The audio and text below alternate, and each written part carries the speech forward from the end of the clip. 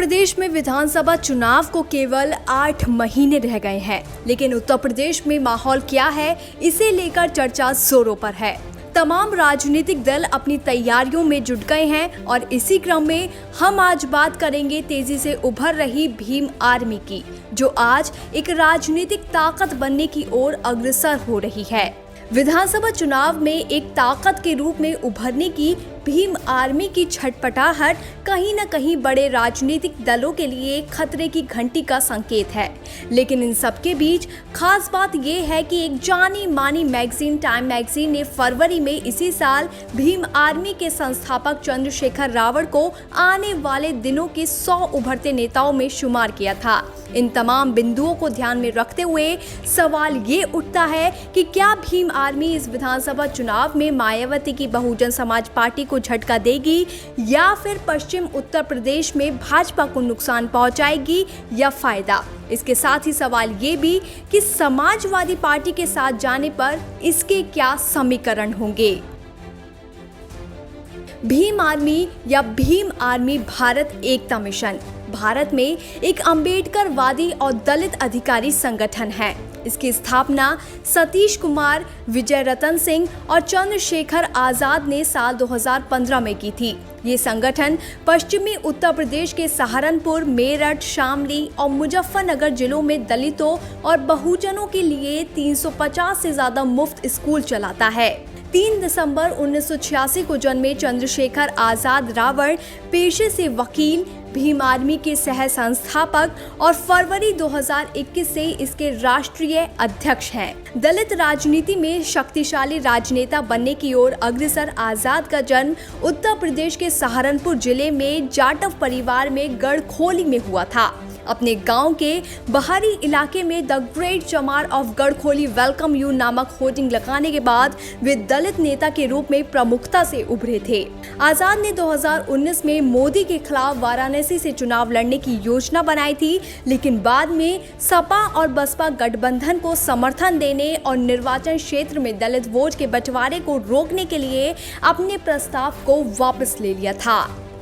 चुनावी राजनीति आजाद ने अपनी शुरुआती भीम आर्मी के नेता के रूप में की, लेकिन बाद में उन्होंने चुनावी राजनीति में भाग लेने के लिए आजाद समाज पार्टी का गठन किया। 2020 के बिहार विधानसभा चुनावों में पप्पू यादव के नेतृत्व वाली जन अधिकार पार्टी से गठबंधन किया और राष्ट्रीय जनतांत्रिक गठबंधन और संयुक्त प्रगतिशील गठबंधन के अलावा एक अलग मोर्चा का नेतृत्व किया।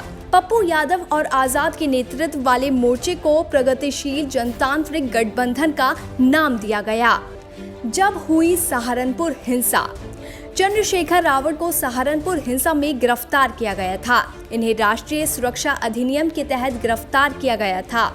बाद में इलाहाबाद उच्च न्यायालय ने उन्हें ये कहते हुए जमानत दे दी थी कि गिरफ्तारियां राजनीति से प्रेरित थीं, लेकिन राज्य सरकार द्वारा उन्हें लगातार जेल में रखा गया था और दिल्ली पुलिस ने दिल्ली में जामा मस्जिद से जंतर मंतर तक CAA के खिलाफ आजाद के विरोध मार्च की अनुमति देने से इनकार कर दिया था। उन्होंने जामा मस्जिद में विरोध प्रदर्शन किया और पुलिस ने उन्हें गिरफ्तार कर लिया और कई दिनों तक हिरासत में रख दिया। इन मामलों में गिरफ्तार हुए आजाद चंद्रशेखर आजाद रावण को 2 CAA विरोधी प्रदर्शनों में भाग लेने के लिए हैदराबाद में गिरफ्तार किया गया था। तुगलकाबाद में श्री गुरु रविदास गुरु घर के विध्वंस के विरोध में उन्हें गिरफ्तार किया गया था। हाथरस गैंगरेप मामले के विरोध में आजाद को 500 भीम आर्मी के सदस्यों के साथ गिरफ्तार किया गया। उन सभी को हाथरस में दंड प्रक्रिया संहिता की धारा 144 के उल्लंघन के लिए IPC और महामारी रोग अधिनियम की कई धाराओं के तहत गिरफ्तार किया गया था। अब जबकि एक बार फिर सियासी सरगर्मी 2022 के विधानसभा चुनाव को लेकर तेज हो रही है, तो ऐसे में चंद्रशेखर ने नया दांव खेलते हुए साफ कहा है कि बसपा अगर उनके साथ आना चाहे तो उसका स्वागत है। उन्होंने यूपी में कोरोना से 50 लाख मौतों का दावा करते हुए मुख्यमंत्री योगी आदित्यनाथ से इस्तीफा देने की भी मांग की थी। इसके अलावा आजाद समाज पार्टी के मुखिया ने साफ इशारा दे दिया है कि भाजपा के खिलाफ समाजवादी पार्टी व राष्ट्रीय लोकदल के बनने वाले गठबंधन का वे हिस्सा हो सकते हैं। साथ ही ये भी संभव है कि चंद्रशेखर की पार्टी को सूबे में बहुजन समाज पार्टी और मायावती की राजनीति में निष्क्रियता का फायदा भी मिल सकता है, क्योंकि दोनों संगठनों बसपा और भीम आर्मी का आधार दलित वोटर ही है। पश्चिमी यूपी में दलित वोटों की मौजूदगी भी काफी ज्यादा है और ऐसे में चंद्रशेखर का सक्रिय होना मायावती के लिए भी खतरे की घंटी साबित हो सकता है, जबकि मायावती ने किसी भी दल से गठबंधन ना करने का साफ ऐलान कर दिया है। इससे भीम आर्मी का रास्ता भी एकदम साफ हो गया है। BBPN की रिपोर्ट।